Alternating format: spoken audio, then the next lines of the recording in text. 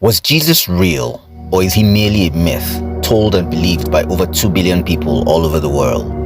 In the history of man, so many notable people have been named with great characteristics and sometimes outright superpowers. How do you tell whether they are myths or legends or real individuals with real histories? Most myths are made-up tales handed down by mouth from generation to generation, describing a supernatural being or series of events. Legends are usually real people with greatly exaggerated tales about them. Historical facts, on the other hand, are backed by records, usually with multiple sources. However, there was a time before history, and also events occurred before the development of writing. With an estimated 117 billion people to have ever walked the surface of the earth and 7 billion currently inhabiting it, few have uniquely stood out and have influenced the world as one man who was said to have lived 2,000 years ago, Jesus the Nazarene. Who exactly was he, or who was he said to be? Born to a woman known as Mary and a carpenter called Joseph under mysterious circumstances according to the Bible, around 6 to 4 before Christ's era, Jesus lived in Nazareth, which is in modern-day Israel, and died 33 years later by crucifixion. Luckily, in the alleged time of Jesus, we had people who could read and write. The only problem was that the popular accounts were contained in manuscripts which were written by his believers and later compiled to form the biblical accounts of the New Testament. However, non-Christian accounts did exist. For one, there was a Jewish historian known as Flavius Josephus, who did make mention of a man named Jesus in his writings, The Antiquities of the Jews, where he spoke of the baptism and the death of Jesus. Though there were some differences in the account of the baptism compared to the canonical Gospels, and some other questions raised about his account, it was written around the year 93-94 AD, less than 100 years after the life and death of Jesus, which means some eyewitnesses to the events of his life would still be alive.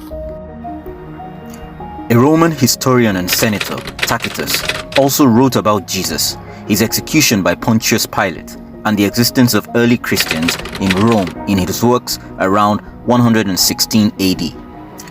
He also gave a historical account of other events like the Great Fire of Rome that occurred around 64 AD. He made mention of other notable people that lived around that period, such as Herod Antipas, Tiberius Caesar, and the Roman Emperor Nero. These lend credence to his work, especially since he was not a believer or follower of Jesus. These documents may be two of the most significant proofs that Jesus was indeed baptized by John and crucified by Pilate, and also the existence of early Christians and their persecutions.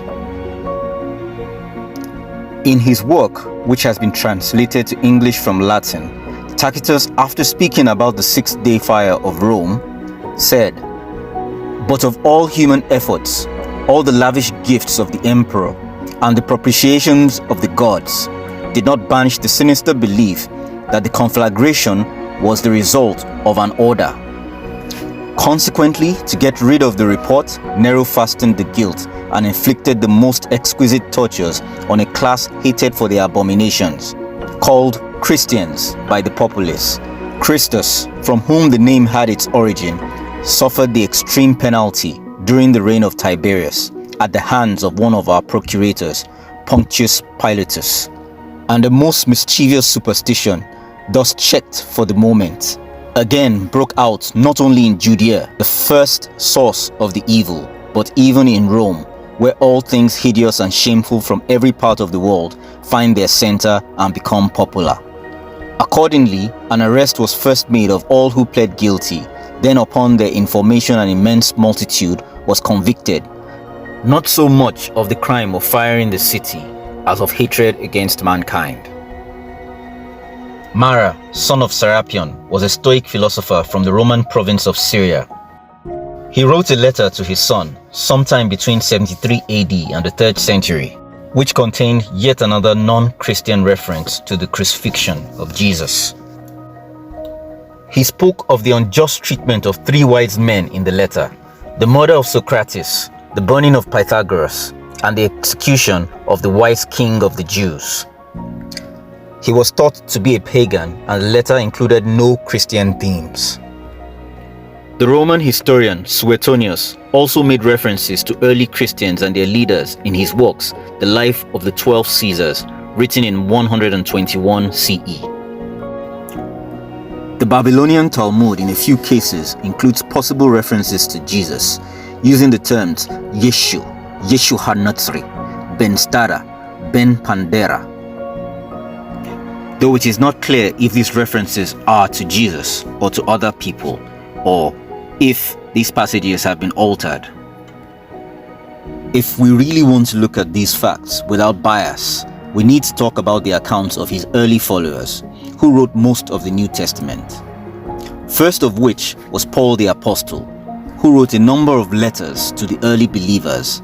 This was estimated to be written around 25 years after the death of Jesus.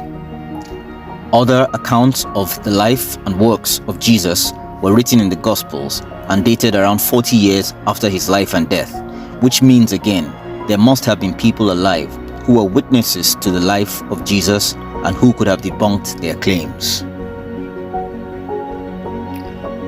Comparing the Christian and non-Christian accounts, we can at least establish that he was born, he lived, he was baptized, and eventually executed. We can also establish that his followers after his death were persecuted and killed, and have grown in number ever since then.